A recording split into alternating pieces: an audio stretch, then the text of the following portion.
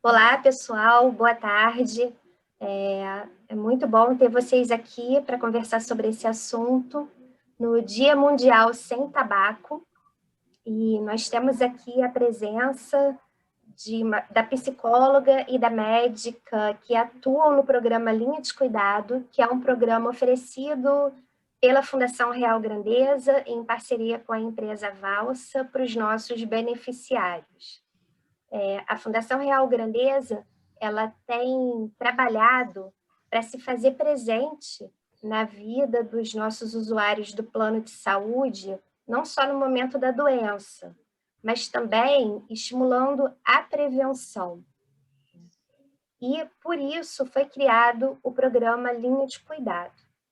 Esse programa ele disponibiliza o trabalho de profissionais qualificados cujo o currículo é escolhido com muita atenção, muito carinho, e vocês podem contar com médicos, com psicólogos, com um grupo multidisciplinar para apoiar vocês nessa jornada em busca da manutenção da saúde.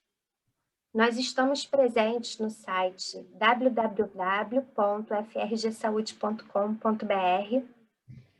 Nós estamos presentes nas clínicas em Copacabana, em Passos, e a gente já começou os trabalhos para montar uma clínica em Angra, para atender principalmente ao público da subestação de Angra, de Furnas, seus empregados, aposentados e parentes, e também o pessoal da eletronuclear, né, que está presente ali em grande concentração, em grande quantidade. Hoje nós vamos trazer essa temática da questão do tabaco, do cigarro.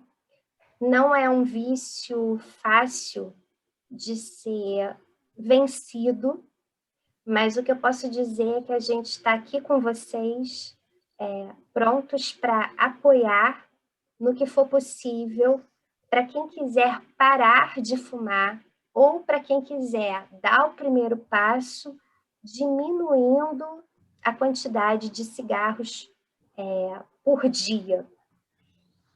Nesses períodos difíceis em que a gente vive, como hoje com a questão da pandemia, o cigarro acaba sendo uma muleta, né, emocional. Mas é uma muleta que custa muito caro para a gente, né? E depois a conta vai ser muito alta.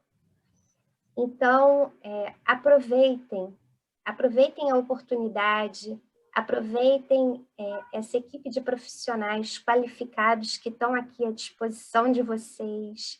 E eu faço um convite para que, de mãos dadas com a Fundação Real Grandeza, com o programa Linha de Cuidado, com a nossa equipe aqui da Fundação Real Grandeza, a gente tem a enfermeira Beatriz, que é responsável pelos nossos programas de prevenção, a nossa gerente de operações, a doutora Mária. Vamos juntos nessa caminhada, vamos vencer esse vício, isso não precisa ser feito do dia para a noite. Vamos dar o primeiro passo e já começar a sentir as pequenas diferenças no dia a dia. Você voltar a sentir o cheiro das coisas, o sabor da comida, você poder ver um filho dizendo que você não está mais com aquele cheiro de cigarro.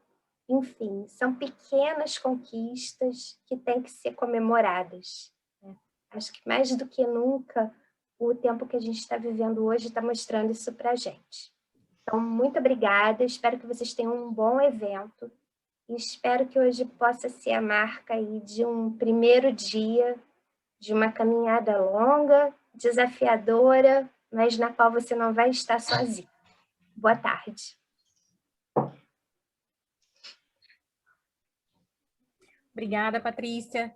Doutora Mária, quer fazer alguma consideração? Seu áudio está fechado, doutora. Fica mais difícil sem áudio, né? Queria agradecer a todos, dar as boas-vindas em nome da Real Grandeza. É com muita alegria que, mais uma vez, nós estamos aqui representando a saúde E como a Patrícia bem colocou, o momento é da gente falar de promoção e prevenção, ainda que seja de uma saúde para o fumante, ainda fumante, para que ele possa encontrar caminhos para diminuir esse hábito tão nocivo e recuperar a sua qualidade de vida. Hoje, na contramão daquilo que a gente viveu há algumas décadas atrás, de diminuição do número de fumantes, a gente está observando o recrudescimento, principalmente na população mais jovem, com o uso inclusive de cigarro eletrônico, que eu acho que vai ser abordado durante a reunião. A gente sabe de quantas substâncias químicas nocivas tem, né, além da nicotina. Então, eu acho que a mensagem que fica de fato, é uma caminhada para quem ainda faz uso do cigarro difícil. Muitas vezes precisa de uma equipe multiprofissional para apoiá-lo, porque há inclusive um uso continuado da própria nicotina, que cria, sim, também uma dependência, além da questão da ansiedade, que serve como válvula de escape, muito bem colocada pela Patrícia nesse momento, mas que a gente hoje, a medicina tem vários programas, várias iniciativas que ajudam a combater e a abandonar esse vício para aqueles que tomaram essa decisão. Então, a gente hoje vai abordar com vocês as perspectivas disso. Infelizmente, é um vício que está ligado a câncer de pulmão, né? A neoplasia de pulmão. Então, ele traz também uma perspectiva de uma vida com acometimento de doenças mais graves. Então, em nome da qualidade de vida que a Real Grandeza hoje traz para vocês, a oportunidade de tirar dúvidas, dialogar, caminhar com sugestões e ouvir as nossas profissionais. Tá bom, gente? Muito obrigada. Obrigada, doutora. Queria dar boa tarde, boas-vindas a todos e todas que estão aqui com a gente hoje. Mais uma vez, agradecer em nome da Fundação Real Grandeza a presença da doutora Luísa e a presença da doutora Ana Flávia. Doutora Luísa e doutora Ana Flávia estão com a gente no programa Linha de Cuidado. Doutora Luísa atuando aqui na Clínica Real Grandeza em Copacabana e doutora Ana Flávia atuando na Clínica de Passos. E hoje a gente vai estar aqui para conversar, para bater um papo sobre o Dia Mundial Sem Tabaco.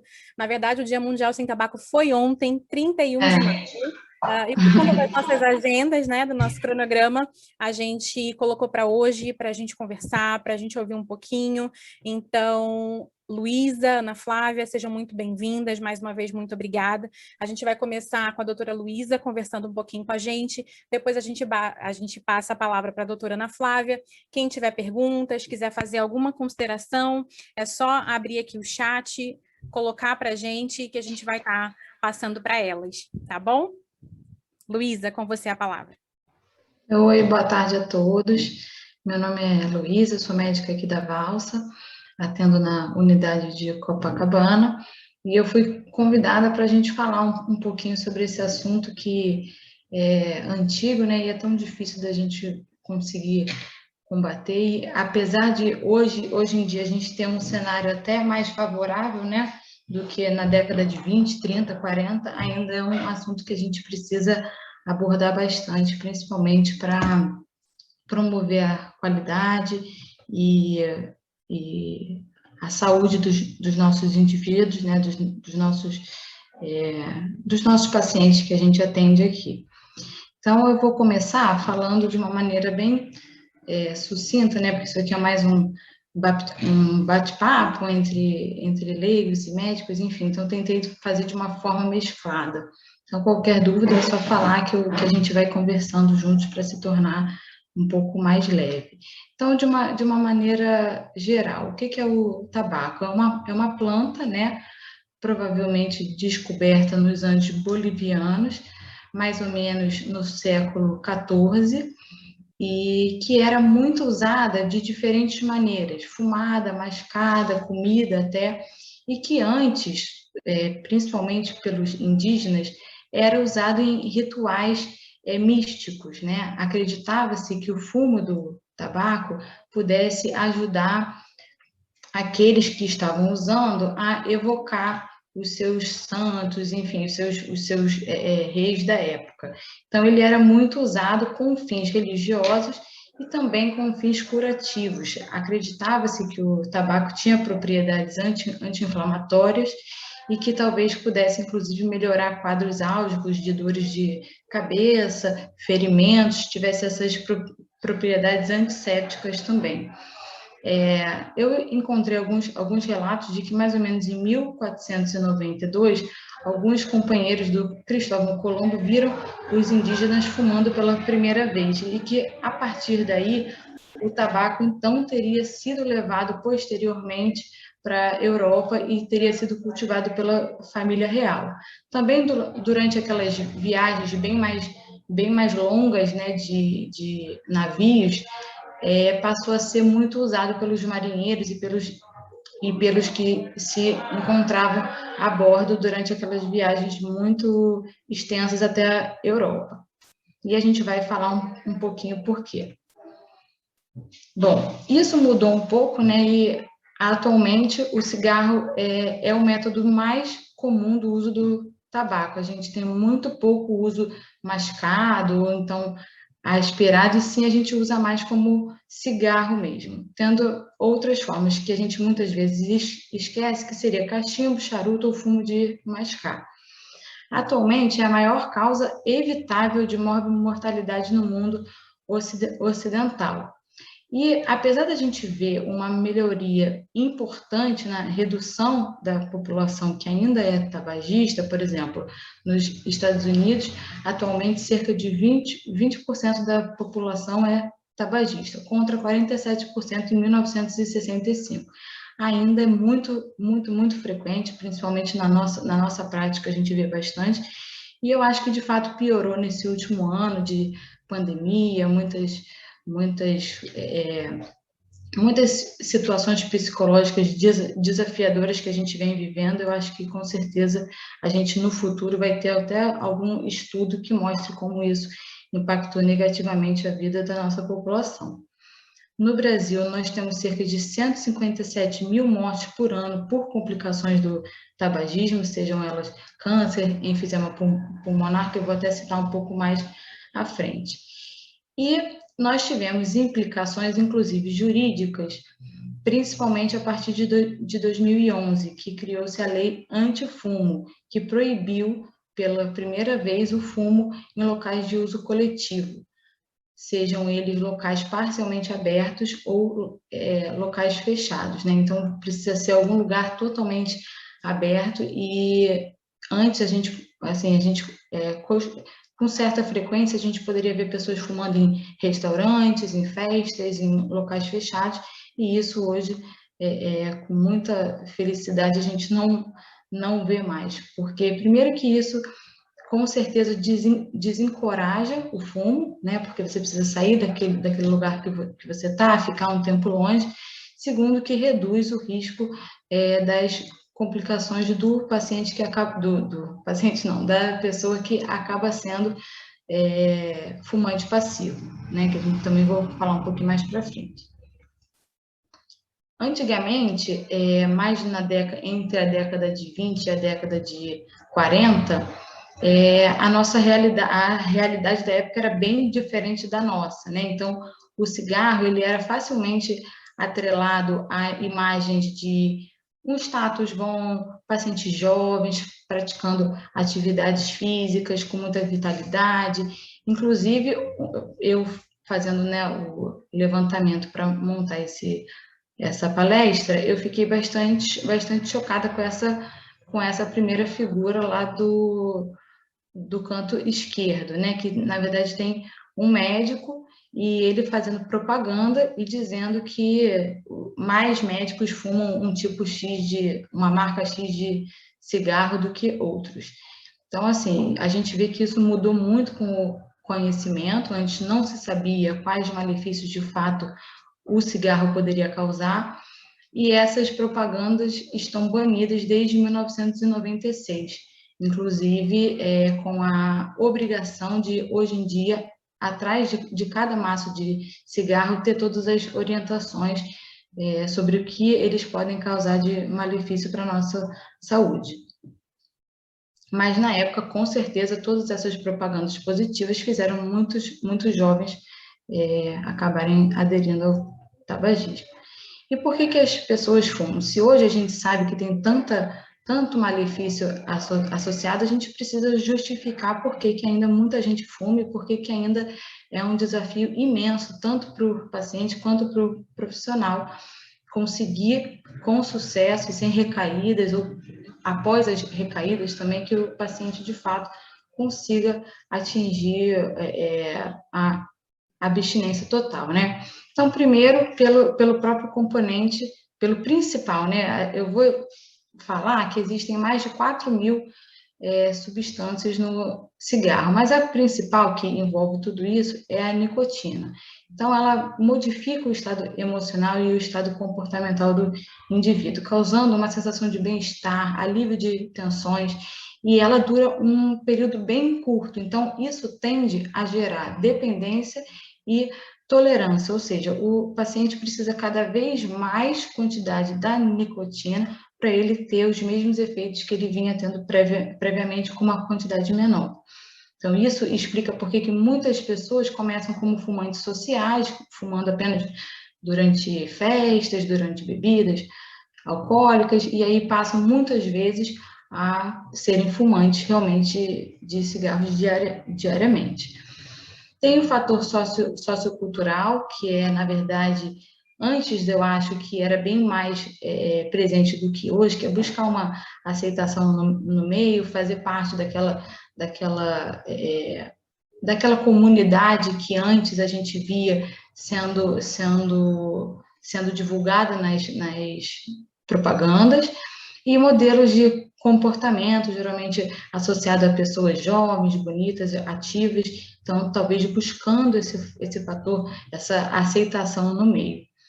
A dependência, tolerância que eu citei anteriormente sobre a nicotina, e um fator importante que muitas vezes a gente não lembra é, às vezes o paciente ele quer parar, porém, cada vez que ele reduz ou que ele decide interromper por conta própria, ou, na verdade, sem alguma orientação correta, ele sente as sensações negativas que a falta do cigarro traz. Então, tremores, sudorese, mal-estar, são sensações que podem fazer o paciente desistir de continuar tentando parar. Então, toda vez que a gente começar algum tratamento, a gente precisa falar o que ele pode sentir de ruim durante, principalmente, as primeiras 2 semanas. Porque ele, estando consciente de que aquilo é esperado e que a gente tem como controlar a grande maioria desses sintomas, talvez ele tenha uma aderência melhor.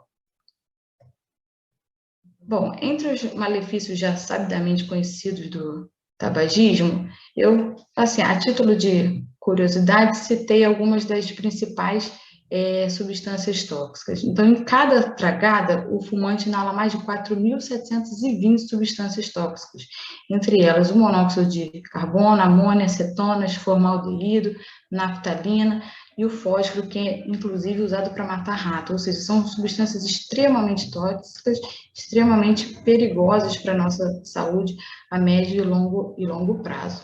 E mais de 43 substâncias cancerígenas, arsênio, níquel, benzopireno, alguns até derivados do petróleo, cádmio, chumbo, metais pesados e resíduos de agrotóxicos e substâncias radioativas. O tabagismo também é a causa direta de mais de 50 doenças, entre elas diversos tipos de câncer, como pulmão, laringe, boca, esôfago, colo de útero na mulher, e doenças respiratórias, como enfisema pulmonar, bronquite, asma e infecções respiratórias com mais frequência. O enfisema pulmonar, ele, de uma maneira bem resumida, ele é a destruição da parede dos alvéolos, que são as extremidades mais distais da nossa árvore brônquica. Então, são pequenos saquinhos que, na verdade, estão em íntimo contato com as veias e as artérias para ter a troca gasosa ali, e que, na verdade, eles são saquinhos bem, como que eu vou dizer, parece uma amora, assim, ele é todo lobulado. E aí, o enfisema pulmonar é quando há destruição dessas paredes dos alvéolos, e ao invés dele ser vários saquinhos juntos, ele se torna um único saquinho maior que perde totalmente contato com os vasos, ou seja, a troca gasosa é muito, muito, muito pior. Então, a sensação do paciente enfisematoso é que ele respira e ele só coloca para fora muito menos do que a metade do que ele puxou para dentro. Então, é como se ele tivesse sempre o pulmão cheio, como se ele estivesse sempre puxando, enchendo uma bola de gás e esvaziando ela muito menos do que a gente enche. Não sei se eu consegui explicar de maneira leiga, mas é mais ou menos isso.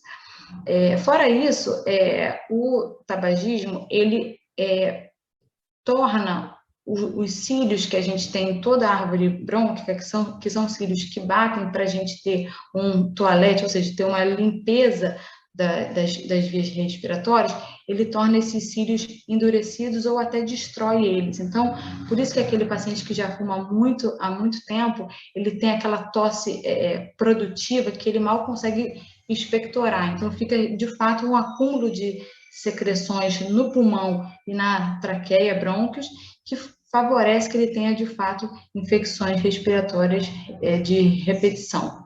Então, por isso também ele vai ser um paciente de fator de risco para a COVID, porque ele é um paciente que já tem uma susceptibilidade maior de infecções respiratórias, mas isso eu vou falar um pouco mais para frente. Além dessa parte oncológica e dessa parte respiratória, o tabagismo aumenta muito a chance de você ter alguma doença cardiovascular, seja ela infarto, acidente vascular cerebral, hipertensão e até trombose.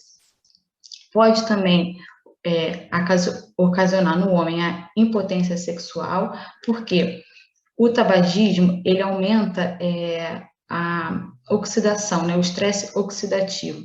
Então, você fica mais predisposto a, inclusive, ter a formação de placas de ateroma nas artérias. Então, isso pode complicar a ida de sangue para o pênis, ocasionando uma dificuldade na ereção durante a relação sexual. Isso a gente vê com bastante frequência, principalmente pacientes que já fumam há bastante tempo, muitas vezes nem estão relacionados à idade assim. Na mulher, a gente pode ter uma perda da massa óssea, né, causando a osteoporose, a osteopenia, uma predisposição à úlcera gástrica, e na mulher mais jovem a gente pode ver complicações na gravidez, como aborto e má formação fetal. Bom, a gente já falou dos malefícios, agora eu vou citar alguns benefícios de parar. Fora os benefícios mais óbvios que a gente já conversou, eu achei interessante fazer essa correlação com o tempo, para a gente ver que em pouco tempo o paciente já pode ter melhoras importantes, que se ele souber disso, talvez isso motive ele a, de fato, enfrentar esse início, que com certeza é a pior fase do tratamento, que é, de fato, ele mais para frente, talvez com a ajuda da Ana Flávia, a gente consiga falar como que o tratamento ele é multifatorial, não é só tratamento com remédio ou com adesivo, a gente precisa muito desmistificar e fazer o paciente ressignificar os locais que ele vai, as pessoas próximas, porque, obviamente, se ele estiver perto daqueles gatilhos que fazem ele fumar, vai ser muito mais difícil conseguir. Então, assim, em 48 horas, já tem uma melhora gradual do olfato e do paladar, como a própria Patrícia citou. Após 3 meses, uma melhora da função pulmonar, cerca de 30% da função pulmonar melhora após 3 meses só. E também melhora da pressão arterial e frequência cardíaca, que costumam estar mais elevadas no paciente fumante. Após 1 ano, o risco de morte por infarto reduz a metade do paciente fumante. E após 5 anos, o risco de colo de útero fica igual ao da população geral. Após 10 anos, metade da probabilidade de morrer por câncer de pulmão, comparado a um fumante. E após 15 anos, o risco de ter as doenças cardiovasculares que eu citei é o mesmo de quem nunca fumou. Então, existem benefícios a curto, a médio e a longo prazo. E, obviamente, tem a redução do risco também das pessoas que convivem com aquele paciente e vão deixar de ser fumantes passivos. Bom, em relação a como parar, existe um pilar com vários fatores, né? Primeiro, na verdade, eu botei primeiro porque é onde eu atuo, seria o auxílio médico. Por quê? Como a gente já falou que é uma dependência química da nicotina e que tem tolerância e dependência associada, a gente, na grande maioria das vezes, vai precisar associar alguma terapia farmacológica. Essa terapia, ela tem dois pilares principais. O primeiro é o início de um antidepressivo, seja bupropiona, seja vareniclina, associado ao adesivo transdérmico de nicotina, conhecido mais comumente como Niquitin. Antes, achava-se que a gente não poderia iniciar esse adesivo se o paciente ainda estivesse fumando, mas isso caiu por terra e a gente sabe que o adesivo ele é uma liberação prolongada ao longo de 24 horas. Então, ainda que aquele paciente esteja fumando e não esteja conseguindo parar, a gente pode começar ele, inclusive, antes do paciente ter parado. Hoje, eu busquei alguns artigos para tentar entender como que seria feito. O certo é você tentar combinar com o paciente uma data X para ele parar. E que uns 15 dias antes dessa data X, a gente comece esse adesivo de nicotina. Para quê? Para ele ter menos aqueles efeitos de abstinência que eu falei lá na frente. Ou seja, quando ele de fato parar, ele provavelmente vai ter menos daqueles sintomas bem desagradáveis que talvez levassem ele a voltar a fumar. Então, hoje o padrão ouro seria o início da bupropiona com o Niquitin, cerca de 2 semanas antes de fato parar. E ambos desses remédios podem ser ajustados à dose conforme tolerância, conforme o paciente. Isso, na verdade, vai de paciente para paciente, não tem uma fórmula de bolo correta para a gente fazer isso. Mas são medicações que ajudam muito, principalmente nos sintomas físicos que o paciente sente quando começa a parar.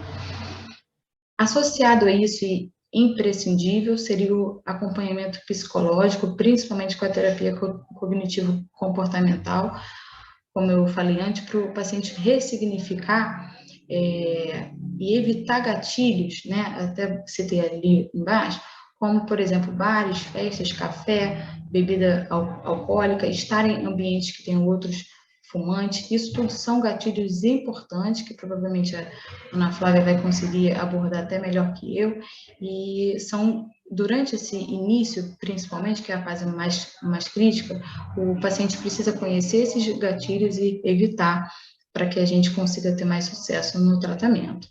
E, com certeza, indispensável é a prática regular de atividade física, que vai liberar neurotransmissores que, com certeza, vão auxiliar nessa batalha, dando muito mais prazer e ajudando o paciente a sentir cada vez mais, inclusive, essa melhora da capacidade pulmonar e da disposição mesmo para auxiliar ele a lidar com tudo isso. Além disso, como o tabagismo costuma estar muito associado com a ansiedade, a atividade física age também nesse pilar, trazendo bem mais, reforçando bem mais as nossas armas contra essa batalha, né? Em relação ao Covid-19, eu até coloquei uma foto aqui do que eu havia explicado sobre o enfisema, que é a destruição dessas paredes alveolares. Aqui nessa foto a gente consegue entender melhor o que eu tentei falar. A Covid-19, a gente já sabe que é uma doença que tem uma íntima relação com a transmissão pela respiração, né, pelas cutículas, assim como tato, quando a gente toca em alguma superfície, a gente pode acabar se contaminando, por isso o uso do álcool. Então, o paciente tabagista, ele se encontra em dois fatores de risco frente à Covid-19. Primeiro, porque é um paciente que leva muito a mão à boca para fumar, então pode ter essa contaminação direta. Segundo, porque é um paciente que está no grupo de risco de complicar quando ele porventura, adquire Covid-19. Por quê? Por conta de toda aquela perda do toalete brônquico, né? Aquele acúmulo de secreção na via respiratória, é um paciente muito mais frágil do ponto de vista de qualquer infecção respiratória. Então, uma infecção nova como essa, com apresentações diversas e que muitas vezes a gente não tem certeza de como aquele paciente vai evoluir, com certeza é um paciente com muito maior risco do que quem não tem nenhuma doença pulmonar estrutural de base. Eu acho que o que fica de uma mensagem maior é que não existe regra. Cada pessoa é única e, portanto, deverá ser traçado o seu próprio conjunto de ações junto ao médico, ao psicólogo, ao educador físico, e que o paciente dificilmente consegue encarar uma batalha tão grande como essa sozinho, que ele precisa de ajuda, e essa ajuda, sem sombra de dúvidas, é multiprofissional. Então, essa batalha não deve ser enfrentada sozinho, e principalmente quem está aqui presente, gostaria que soubesse que na Fundação a gente está totalmente de portas abertas e à disposição para ajudar dentro do possível. Se ficou faltando alguma coisa, eu estou super à disposição para tentar tirar alguma dúvida. Tentei fazer o mais sucinto possível e mais leigo assim possível, mas se alguém quiser aprofundar alguma parte, eu estou à disposição para falar. Luísa, muito obrigada. É muito importante o que você falou agora no final, né? Essa batalha a gente não vence sozinho. Na verdade, a batalha contra os vícios e uma série de outras batalhas a gente não vence sozinha, por isso que a gente está aqui. Por isso que a gente está trazendo você, a gente está trazendo a doutora Ana Flávia, para a gente discutir esse assunto, para criar visibilidade e para que todo mundo saiba que nós da Fundação, como você muito bem colocou, o programa Linha de Cuidado, ele está aqui para vocês. Eu vou passar a palavra agora para a doutora Ana Flávia. A doutora Luísa, ainda não chegou nenhuma perguntinha aqui para a gente, mas a gente abre também no final para as perguntas, tá bom? A doutora Mária tinha falado sobre o cigarro eletrônico, né? Eu acabei não colocando ele, mas gostaria de falar algumas pequenas ressalvas. O cigarro eletrônico, ao meu ver, ele eu acho que ele vai ser um importante vilão nessa batalha toda. Por quê? Ao meu ver, ele tornou o tabagismo mais acessível, principalmente por essa proibição dos pacientes poderem fumar em ambientes públicos. Por quê? Ele não faz fumaça, ele não tem cheiro, é uma fumaça muito, muito, muito menor, ele na verdade, pela combustão com água, ele é diferente do tabaco mesmo, e ele tem um gosto que é totalmente mais atrativo, e eu tenho visto muitos adolescentes jovens fumando esse cigarro eletrônico. Existem alguns estudos já relatando, né, com relatos de caso, de doenças pulmonares agudas até, não em pacientes que já fumam há muito tempo, porque é até um dispositivo relativamente novo, mas eu acho que principalmente o fato de não ter cheiro, não ter fumaça, você poder tragar quando você quiser, ou seja, você não acende e precisa tragar ele todo, você pode andar, você pode entrar em algum local fechado com ele, isso tudo são importantes, são na verdade, potenciais perigos para a gente estimular o tabagismo na população mais nova.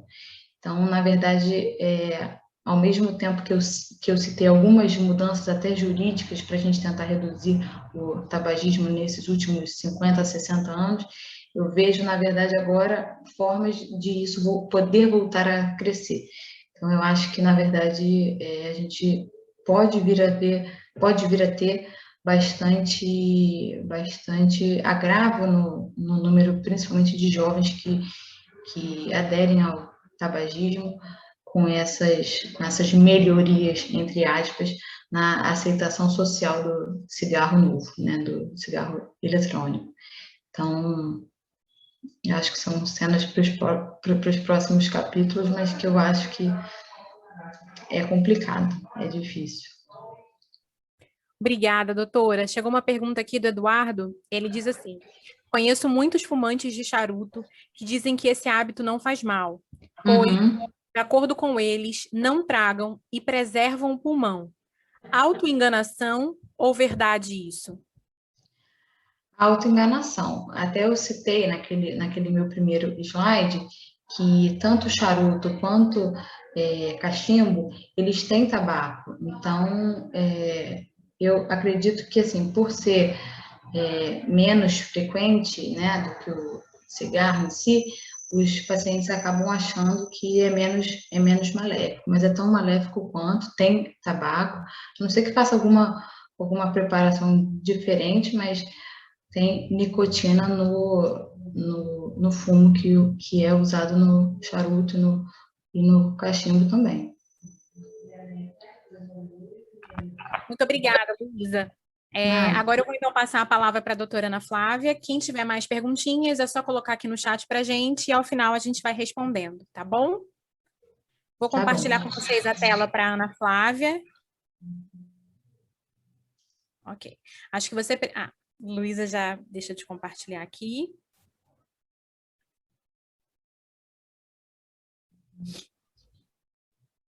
Estão vendo?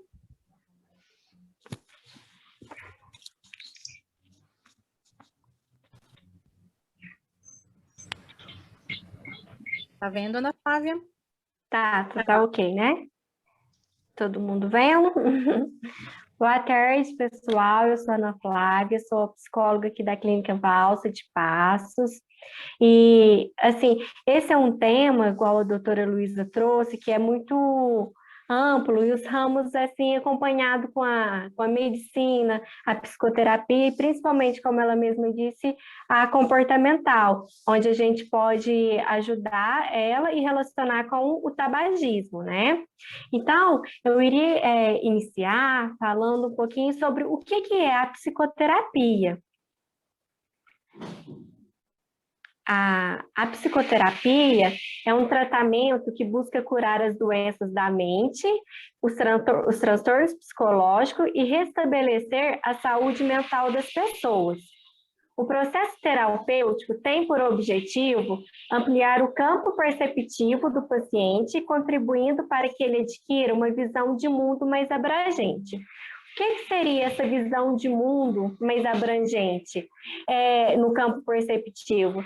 Seria a capacidade de nós, como pessoa, perceber, relacionar compreender, relacionar o que acontece ao nosso redor, tanto em nosso cotidiano quanto nossas relações pessoais, para fim que isso a gente possa tirar algumas conclusões do que está sendo saudável, do que a gente consegue mudar, o que a gente pode fazer para adaptar. A relação da psicoterapia com o tabagismo a psicoterapia ajudar a identificar situações do que o tabagista busca no cigarro, que na maioria das vezes, como foi dito, ansiedade.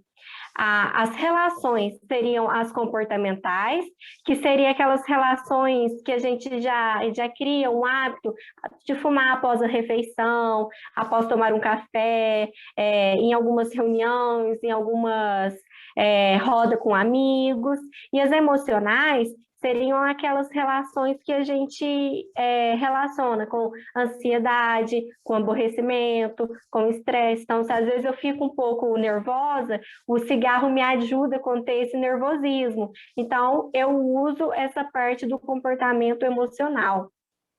Com base nisso, o fumante, aprendendo a diferenciar esses momentos que ele precisa, que ele necessita do cigarro, ele aprende estratégias para quebrar o vínculo entre os fatores e o ato automático de fumar.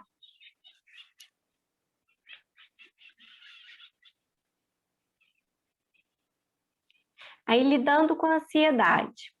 O nível de ansiedade global dos fumantes é maior do que os não fumantes. Então, o cigarro já foi estudado que é uma fonte de prazer atuante no cérebro dos fumantes, como uma espécie de calmante imediato. Como eu disse, na parte que a gente tem das circunstâncias emocionais, o estresse. Então, a gente associa, estou estressada, vou fumar. Então, é uma espécie desse calmante imediato. O apoio psicoterápico num programa de tabagismo tem como objetivo o controle da ansiedade, além da aplicação de técnicas para o auxílio do abandono do tabagismo. Alguma dessas técnicas seria, eu escolhi assim, algumas que são mais fáceis da gente acompanhar, como a respiração diafragmática, que é assim, eu acho que todo mundo já conhece, que a gente inspira o ar, a gente até às vezes pode colocar a mão sobre o abdômen para a gente sentir esse movimento abdominal, onde que o ar entra através dos pulmões, a gente dá uma seguradinha, e pode até contar, até aprender a técnica certinha. Então, a gente conta até 4, expira. Que essa é uma das técnicas, assim, até para vencer a ansiedade, é a que assim, a gente mais vê resultado. Tem o treinamento em habilidade social, que é para o recusa do oferecimento do cigarro. Então, assim, a terapia, às vezes a terapia em grupo também, ajuda e dá dicas. Como que a gente faz esse treinamento no social? Como que a gente nega um cigarro com uma turma? E a reafirmação do ser positivo, que seria a parte, qual parte? Eu consigo, eu posso e eu vou largar o vício. A gente ser positivo com nós mesmos, que a gente é capaz e a gente querendo, a gente consegue largar esse vício, porque o vício, tanto no cigarro quanto a bebida, é um processo que a gente entende que é um processo lento, que o resultado é um pouco demorado e é angustiante para nós que estamos deixando esse hábito, né? Então, outra dica muito importante é, nesse momento de estar largando o tabagismo, evitar permanecer no mesmo ambiente com outras pessoas fumantes, porque, assim, às vezes o cheiro, aquilo te causa uma certa recaída. E uma dica é que ter sempre pequenas porções de alimentos não muito calóricos à mão, igual uma cenoura em quadradinhos, o pepino, castanha, fruta seca, uma maçã. Por quê? O que acontece? Mas na frente a gente já vai até abordar um pouco sobre, mas como a gente às vezes usa o cigarro para saciar a ansiedade, pode ser que aconteça de ansiedade que a gente sente, a gente desconta em algum alimento.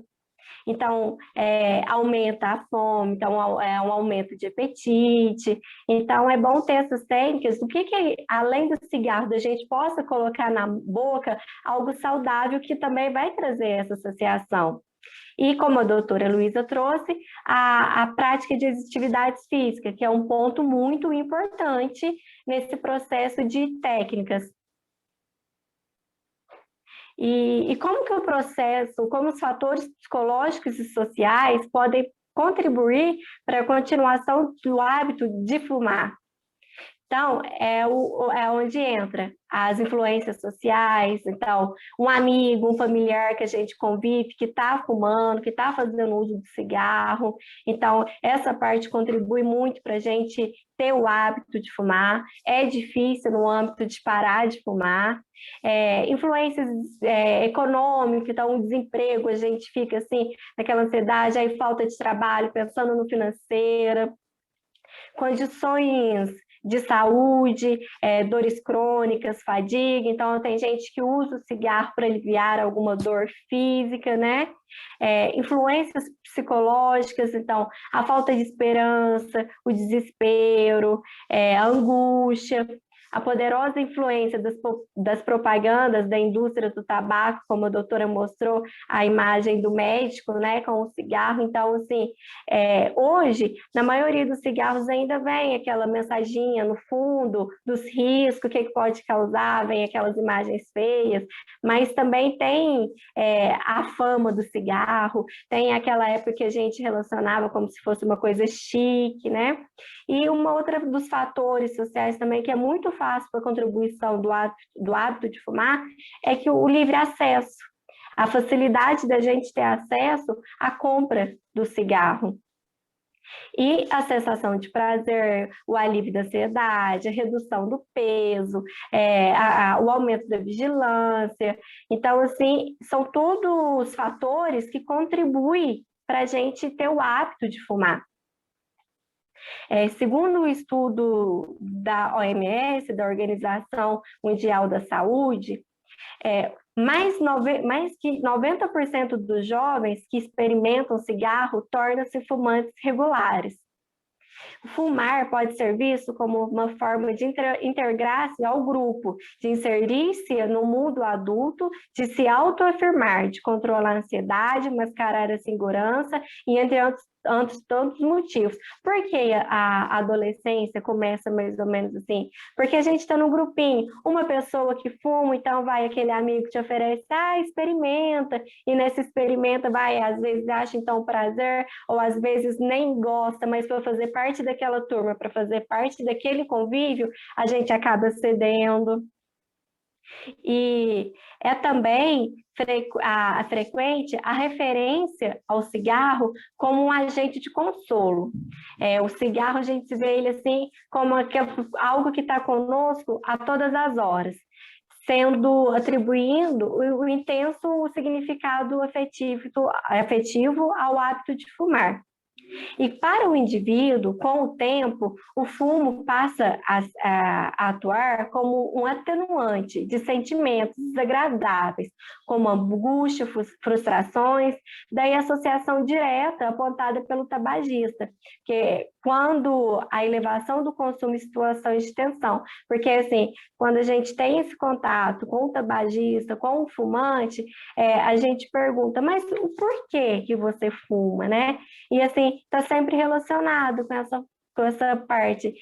Eu tenho o cigarro como uma companhia para mim, eu tenho o cigarro como uma forma que me dá prazer, ele alivia meu estresse, ele sacia minhas angústias, ele me ajuda na ansiedade. E quanto mais cedo a gente se associa esses comportamentos ao hábito de fumar, mais o fumante passa a agir em função do cigarro. Então, mais dependente a gente se torna. O processo de parar de fumar e o acolhimento psicológico. Gente, só um minutinho.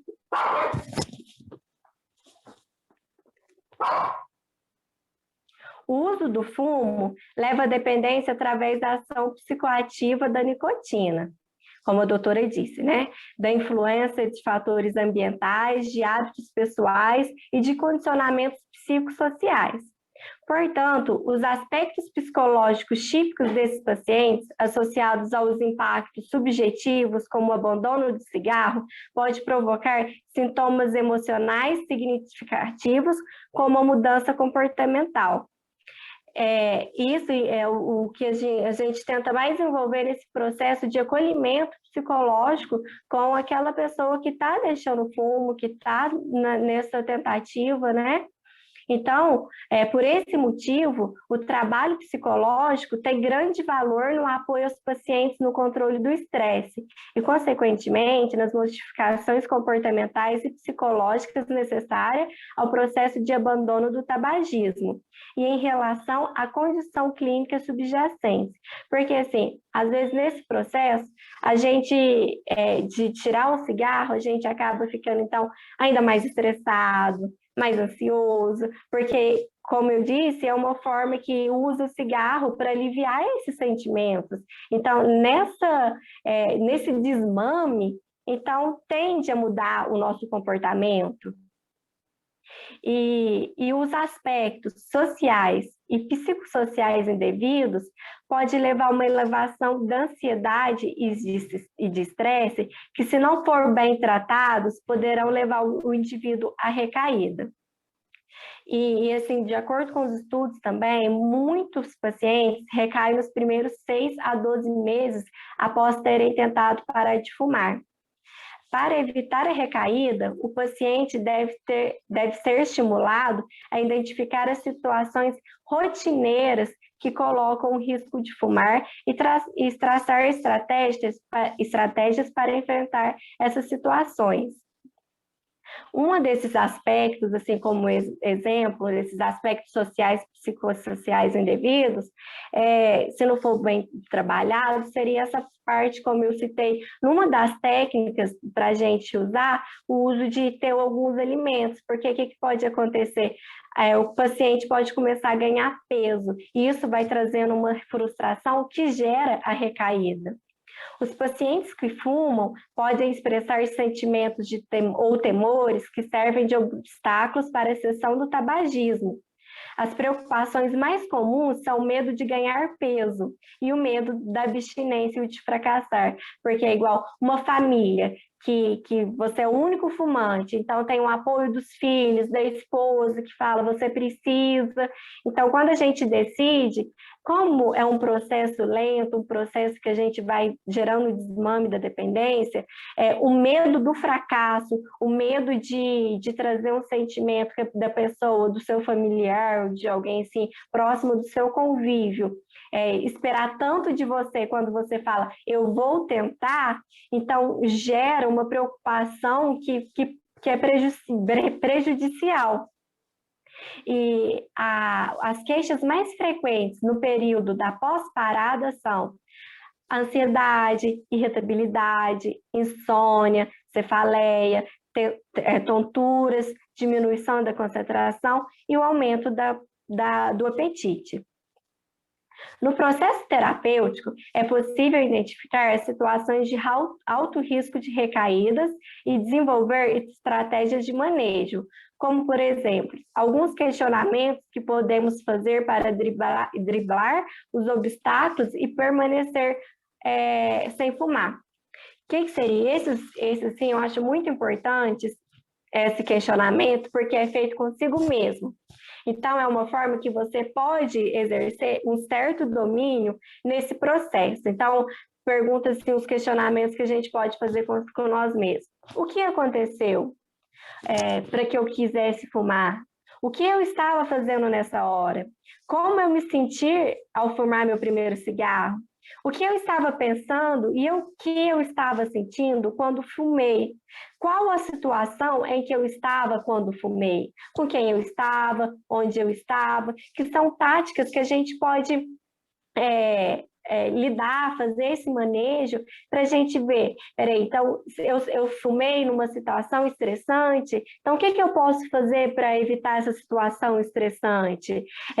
Eu tive uma recaída quando eu estava com um amigo, então será que eu posso, será que eu devo me afastar um pouco dessa amizade? Algum local que me trouxe alguma lembrança, me fez ter a vontade de fumar? Então esse é um questionamento fácil e prático que a gente pode fazer em qualquer lugar e ir colhendo as observações que ele traz. E, assim, o trabalho psicológico ajuda os pacientes a controlar a ansiedade e os momentos de fissura, entendida como aquele momento em que o desejo de fumar parece incontrolável, e a realizar mudanças ambientais e comportamentais para conseguir realizar as reduções graduais do número de cigarros consumidos até alcançar o abandono do tabagismo e a manutenção da abstinência. Então, é outro aspecto que aqueles questionamentos ajudam nesse processo da parada do fumo, né? Esse processo de parar. Porque, assim, se uma pessoa está adaptada a fumar um maço de cigarro por dia. Então, a partir daquele momento que ela vai se encontrando, o que faz ela ter essa vontade de fumar um maço, um cigarro atrás do outro, ela começando a tratar, então, um dia ela pode começar a fumar 5 cigarros, no outro dia ela está tendo consciência, ela vai passando a ser 3, na outra semana 2, mais um tempo 1, e assim, e é um processo que a gente tem que ter calma, nós terapeutas, a gente assim, não faz o julgamento de que você chega no consultório e fala assim, hoje eu vou parar de fumar, e semana que vem, na próxima sessão, que geralmente as sessões são semanalmente, Então, assim, na próxima sessão eu falo, eu não consegui. Nós não vamos te olhar de forma julgativa, falando assim, mas você falou que ia tentar. Então, a gente entende que tem essa tentativa, que é um processo difícil, e é onde que, assim, que a psicologia mais tenta fazer, que é trazer esse acolhimento, de falar assim, não deu certo hoje, tá tudo bem, o que a gente pode fazer para a gente tentar no próximo dia você conseguir, e ter essa calma, porque é um processo, como qualquer outro processo da terapia. Esse processo do abandono do tabagismo é um processo lento e, assim, requer muito, né? Que requer muita vontade, requer essa vontade de mudança. Então, assim, não hesite em buscar ajuda. A psicoterapia é fundamental nesse processo e não é julgado, que a gente está à disposição para tentar ajudar, para tentar fazer esse acolhimento, para a gente juntos conseguir vencer esse hábito. Então, não tenha vergonha se não der certo, não tenha vergonha que não vai ser de um dia para o outro. E é essa a forma assim, mais que a gente busca dentro da psicologia, trazer esse acolhimento em que você possa se sentir bem e que você possa se sentir acolhido, para a gente ter uma vida mais saudável. E é isso, de forma assim, prática e mais ampla, é isso que eu queria passar para vocês. E estou à disposição a algumas dúvidas, algumas perguntas. Ana, muito obrigada pela sua fala. Uma coisa que tanto você quanto a doutora Luísa falaram e que bateram muito na tecla foi a questão da ansiedade, né? Eu acho que esse é um grande distúrbio, na verdade, é um grande mal da nossa geração, é um grande mal dos nossos dias, na verdade, né? É a ansiedade. E aí, é uma coisa que vocês falaram, que ficou bem latente para mim, que eu posso definir como uma palavra, né? Na verdade, uma expressão, é o autoconhecimento. Quando você traz lá para mim aquelas perguntas para a gente poder, para que a gente faça para nós mesmos com relação a quando a gente está num alto risco de recaída, né? E aqui a gente pode utilizar isso para diversas áreas da nossa vida. A gente hoje está falando sobre o tabaco, hoje a gente está falando sobre o cigarro, porque a gente vem de um dia emblemático que foi ontem o Dia Mundial Sem Tabaco. Mas a gente pode pegar aquelas perguntas e a gente pode parar e refletir. Como eu estava? Por que eu fiz isso? A gente passa a se reconhecer, a gente passa a reconhecer as nossas fragilidades, as nossas fraquezas, a gente passa a reconhecer os nossos pontos fortes, e aí a gente passa a ser leal e sincero conosco mesmos, porque a gente para e fala assim, opa, nessa situação não dá para mim, isso aqui não dá para eu, não consigo transitar nesse ambiente ainda. E tudo é cíclico, né? Talvez começa com ainda não consigo ir ali, ainda não consigo experimentar, comer isso porque me remete quando eu fazia alguma coisa, ou ver alguma coisa me remete a essa situação. E aí a gente para e fala assim, opa, eu estou me conhecendo. E uma das coisas que vocês duas falaram também, que muito me chamou a atenção, é o fato de que é uma jornada gradativa. Né? A gente precisa já entrar nessa jornada sabendo que existe a possibilidade de recaída, existe a possibilidade de, num momento, a gente falar assim, não quero mais, quero parar, quero voltar, e tá tudo bem nesses momentos, né? A gente precisa se dar a oportunidade de tentar, e também entender que nesse processo, que nessa jornada não vai ser fácil. Então, assim, eu queria muito agradecer a presença de vocês, na verdade, agradecer a presença de todos que estão aqui com a gente, assistindo, ouvindo. Eu sei que é um tema muito sensível, porque ele não toca só... o nosso lema aqui no programa Linha de Cuidado é fazer uma saúde 360. A gente falar sobre mente, a gente falar sobre corpo, a gente falar sobre qualidade de vida. Então, quando a gente fala sobre saúde física, a gente também está falando sobre saúde mental, a gente também está falando sobre o bem-estar social desse indivíduo. Então, é um tema muito sensível e eu agradeço vocês porque a gente abordou com muita sensibilidade. Além de ser um tema muito sensível, é um tema que eu acredito que a maioria das pessoas que estão aqui ouvindo, em algum momento já ouviram falar sobre isso, já ouviram essas informações, mas é sempre importante a gente continuar falando, é sempre importante a gente continuar sensibilizando. E mais uma vez, eu queria deixar o programa Linha de Cuidado à disposição dos nossos beneficiários. Então, o programa está aí para vocês participarem. Doutora Luísa está atendendo aqui na Clínica Real Grandeza de Copacabana, doutora Ana Flávia está atendendo lá na Clínica Real Grandeza de Passos. Como a nossa diretora falou no início, a gente brevemente está ampliando a nossa clínica para Angra. Então, a nossa intenção é que aonde exista um beneficiário nosso, a gente esteja expandindo para que vocês tenham acesso aqui virtualmente e futuramente presencialmente também. Doutora Luísa, doutora Ana Flávia, muito obrigada pela presença de vocês. Não sei se vocês querem fazer mais alguma consideração. A nossa diretora Patrícia fala aqui, parabéns, foi muito legal. O Dário Nunes, ele fala parabéns a todas pela apresentação. Deixo aberto para vocês, se vocês quiserem falar alguma coisa. Em seguida, Patrícia, Marcela, se vocês também quiserem fazer alguma consideração, e a gente encerra logo a seguir.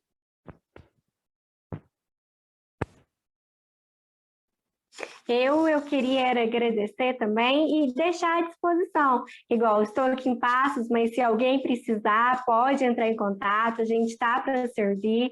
E como a Beatriz disse, esse processo, né, de autoconhecimento, eu só esqueci de citar algo que eu acho muito importante também, porque é uma forma da gente reconhecer os nossos limites também.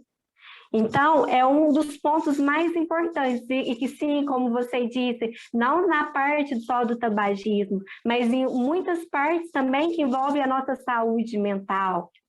Então, seria só mais isso mesmo, me agradecer e deixar a todos, aqui estamos à disposição para qualquer tipo de ajuda.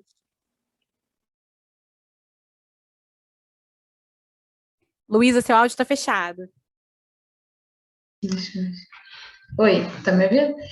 Eu faço das palavras da Ana as minhas, para quem precisar de qualquer ajuda, qualquer orientação, estamos aqui no Rio, e se não puder, se alguém for de outro estado, online também, a gente tem feito bastante atendimento pela nossa plataforma, então tem muito como a gente ajudar bastante paciente à distância, né, dentro do que a gente tem conseguido fazer, né, essas consultas online, a gente tem tido um resultado ótimo, né? Então, para quem precisar, estou super à disposição. Obrigada, Luísa. Obrigada, Ana. Patrícia, Marcela, ou podemos encerrar por aqui? Não, Patrícia. Opa. Não, eu só queria dar parabéns, assim, primeiro para o pessoal da Fundação Real Grandeza, a equipe da comunicação que está sempre auxiliando a gente nesses eventos. Queria dizer que essa palestra vai ficar gravada e vai para o YouTube do canal da Fundação Real Grandeza, então ela não acaba aqui, esse conteúdo continua, depois a gente pega o link e manda num e-mail eletrônico para toda a nossa base de beneficiários, e aí quem quiser, na hora que quiser, vai poder acessar esse conteúdo, tê-lo aqui como uma referência, caso se interesse pelo assunto. Queria parabenizar você, Beatriz, pela iniciativa, o pessoal da GOS, a Mari, a Marcela, sempre muito atuantes, o pessoal da comunicação, então, novamente, pela disponibilidade, pelo apoio de sempre. Queria agradecer a empresa Valsa, que tem sido nossa parceira nesse projeto muito importante, a doutora Luísa e a doutora Ana Flávia, que estão aqui e que foram muito... falaram um assunto com muita sensibilidade, com muita delicadeza, com muita simpatia. Então, muito obrigada a todos vocês. Parabéns. Obrigada, Patrícia. Marcela, quer falar algo? Não, só agradecer realmente não só às doutoras, né, a doutora Ana e a doutora Luísa, pela disponibilidade, né, por estar aqui nesse tema assim tão importante, nesse momento de ansiedade que nós vivemos, E agradecer a nossa diretora de seguridade também, que abre esse espaço aí para a gente e incentiva todo esse trabalho aí, né, Bia? Então, a gente só tem a agradecer. Eduardo também, da comunicação, que está sempre conosco, sempre ajudando. É só isso. E obrigada às pessoas que estão aqui participando e assistindo aqui esse webinar conosco, e muitos ainda virão. Sim. Então é isso, pessoal. Tchau, tchau. Uma boa tarde e contem conosco.